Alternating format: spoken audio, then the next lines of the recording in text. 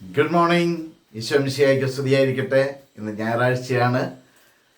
നമ്മൾ കഴിഞ്ഞ ആഴ്ച പഠിച്ച വചനങ്ങൾ ആവർത്തിക്കുന്ന ദിവസമാണ്. കഴിഞ്ഞ ആഴ്ച പഠിച്ച വചനങ്ങളെല്ലാം നമ്മൾ ഇന്നൊരിക്കൽ കൂടി ആവർത്തിക്കുകയാണ്, ഓർത്തെടുക്കാൻ ശ്രമിക്കുകയാണ്. So smile and start your day with Jesus. ഈ എപ്പിസോഡിലേക്ക് നിങ്ങളെ സ്നേഹത്തോടെ സ്വാഗതം ചെയ്യുന്നു. ഞാൻ സിബി വർഗീസ്. സുഖമല്ലേ? ദൈവം അനുഗ്രഹിക്കട്ടെ കേട്ടോ. നല്ലൊരു ഞായറാഴ്ച നിങ്ങൾക്ക് ആശംസിക്കുകയാണ്. നല്ലൊരു ദിവസമായി തീരട്ടെ എന്ന് പ്രാർത്ഥിക്കുന്നു. ഇന്ന് കഴിഞ്ഞ ചൊവ്വാഴ്ച തിങ്കളാഴ്ച ഞാൻ വചനം പങ്കുവച്ചില്ല. ഞാൻ അതിൻ്റെ കാരണം അന്ന് ഞാൻ പറഞ്ഞിരുന്നു. നിങ്ങൾക്ക് ആ എപ്പിസോഡിൻ്റെ കേൾക്കാം. 14-ാം തീയതി, ഒക്ടോബർ 14-ാം തീയതി നമ്മൾ ജ്ഞാനത്തിൻ്റെ പുസ്തകം 16-ാം അധ്യായത്തിൻ്റെ 12-ാമത്തെ വചനമായിരുന്നു പഠിച്ചത്. ജ്ഞാനത്തിൻ്റെ പുസ്തകം 16-ാം അധ്യായം 12-ാമത്തെ വചനം അതിതാണ്: മരുന്നോ ലേപന ഔഷധമോ അല്ല, എല്ലാവരെയും സുഖപ്പെടുത്തുന്ന അങ്ങയുടെ വചനമാണ് അവരെ സുഖപ്പെടുത്തിയത്.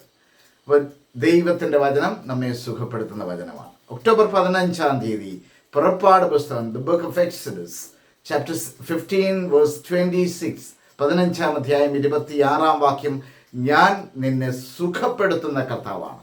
ദൈവം നമ്മോട് പറഞ്ഞതാണ്, ഞാൻ നിന്നെ സുഖപ്പെടുത്തുന്ന കർത്താവാണ്. ഒക്ടോബർ 16-ാം തീയതി നാം പഠിച്ചത് യെശയ്യാ പ്രവാചകന്റെ പുസ്തകം 41-ാം അധ്യായത്തിൻ്റെ 10-ാം വചനമാണ്. യെശയ്യാ പ്രവാചകന്റെ പുസ്തകം 41-ാം അധ്യായം 10-ാം വചനം അതിതാണ്: ഭയപ്പെടേണ്ട, ഞാൻ നിന്റെ കൂടെയുണ്ട്. സംഭ്രമിക്കേണ്ട, ഞാനാണ് നിന്റെ ദൈവം. സംഭ്രമിക്കേണ്ട, ഞാനാണ് നിന്റെ ദൈവം. നിന്നെ ഞാൻ നിന്നെ ശക്തിപ്പെടുത്തുകയും സഹായിക്കുകയും ചെയ്യും. എൻ്റെ വിജയകരമായ വലത്ത് കൈ നിന്നെ താങ്ങി നിർത്തും.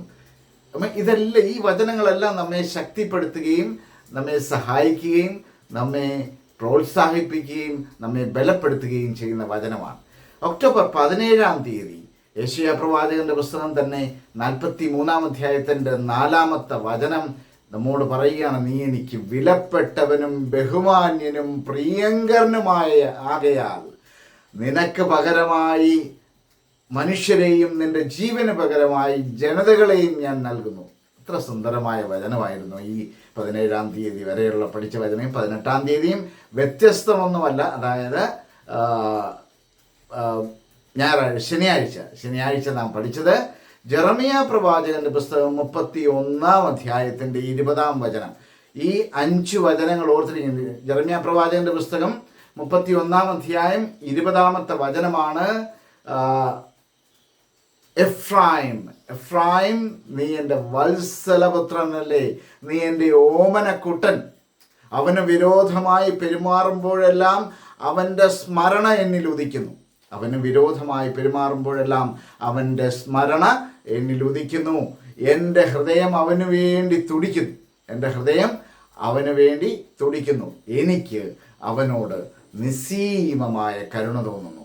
ഈ 5 വചനങ്ങൾ മരുന്നോ ലേപന ഔഷധമോ അല്ല എന്ന് തുടങ്ങുന്ന വിസ്ഡം ജ്ഞാനത്തിൻ്റെ പുസ്തകം, അതുപോലെ തന്നെ പുറപ്പാട് പുസ്തകം 15-ാം അധ്യായം 26-ാമത്തെ വചനം, ഞാൻ നിന്നെ സുഖപ്പെടുത്തുന്ന കർത്താവാണെന്നും, യെശയ്യാ പ്രവാചകന്റെ പുസ്തകം 41:10 പറയുന്നത് ഭയപ്പെടേണ്ട, ഞാൻ നിന്റെ കൂടെയുണ്ടെന്നും, ഞാൻ നിന്നെ ശക്തിപ്പെടുത്തുകയും സഹായിക്കുകയൊക്കെ ചെയ്യുമെന്ന് പറയുന്ന വചനവും, അതുപോലെ തന്നെ 43-ാം അധ്യായം യെശയ്യാ പ്രവാചകൻ തന്നെ 4-ാം വചനം പറയുന്നു: നീ എനിക്ക് വിലപ്പെട്ടവനാണ്, ബഹുമാന്യനാണ്, പ്രിയങ്കരനാണ്.